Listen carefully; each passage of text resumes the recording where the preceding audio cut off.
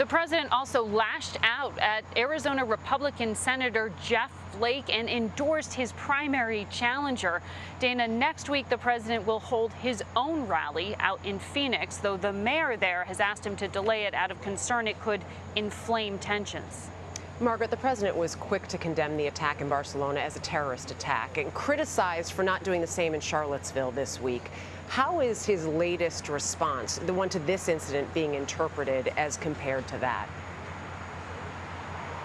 Well, President Trump, while he had previously said he likes to wait for all of the facts, was very quick, as you point out, in the case of Barcelona, to post a reply within hours rather than days, which is how long it took him to really fully address what happened and is happening in Charlottesville. So what we are hearing from within the administration right now is just this general concern about the president's messaging and the internal fighting and the divisions that are being laid bare here. What we are hearing from the outside, from groups such as CARE, which represents Muslim Americans in the United States, is a very swift condemnation not only of the attacker in Barcelona, an attack claimed by ISIS, but also the President of the United States because of those inflammatory remarks. He referenced a mass killing of Muslim soldiers in the Philippines, a urban legend that has been debunked as an example for what should be done. And so that has drawn swift condemnation from the outside. It just feeds into this overall narrative as Republican senators start questioning whether they can be associated and start publicly questioning, as Bob Corker did, whether the president is fit for office. Margaret, you mentioned that story in regards to General Pershing. That's been debunked. Do we have any sense why the president is so drawn to that story? This is a story he has told again and again when he was on the campaign trail. He was called out at the time by fact checkers from different organizations, from different publications, again and again when he retold this story. He clearly finds it effective because, as he says in his mind, it reflects the toughness of the policy, the toughness on terrorism, as he refers to it. But this is a story that is not based in historical fact. And it is one that really hits at this idea of how to best offend Muslims and how to best deal with any kind of threat. Very oddly, the president seems to be endorsing the mass murder of these soldiers. And so this is clearly not something that is on the White House communications messaging team idea of how to best respond in the wake of a tragedy. This is something that the president himself has put out there. He finds it compelling. You mentioned White House messaging. Strategist Steve Bannon did 3 interviews in 2 days, and this is someone who'd been keeping a low profile over the past few weeks. Suddenly this is changing now. What do you make of that?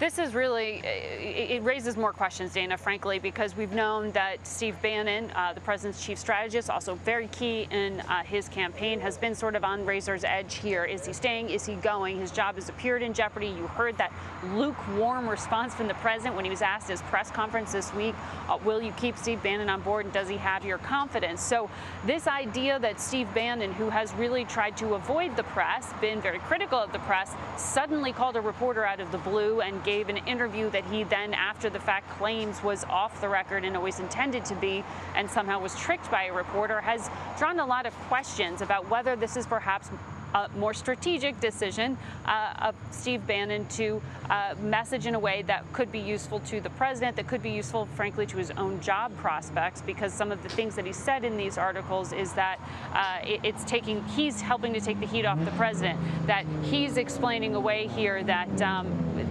drawing a wall between himself and the alt-right, so-called alt-right, and the white supremacists who back them, but also giving credence to it by saying they can be politically useful. But perhaps more worrisome for the national security staff at the White House is the fact that he spoke about the administration's strategy with North Korea and China, and he revealed some information that has raised concerns about possibly being classified, certainly not being helpful to the president. And due to that, he may be in some trouble here, but we've seen Steve Bannon before in the corner and questions about whether he'd remain with the administration, and he has been a survivor. We will see this time, Dana, if it's different with Chief of Staff John Kelly at the helm now. Yeah, and you mentioned North Korea there. Less troublesome is just the fact that he was contradicting the president on that and several other issues. Right. Bad-mouthed, his colleagues. And people now are calling for his removal, and that includes Representative Peter King from New York, a longtime supporter of the president.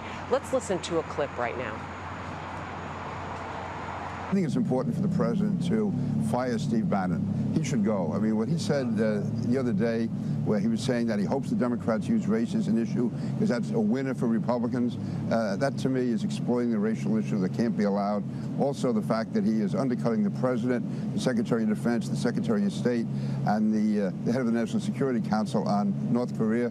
To me, his time in the White House should be over.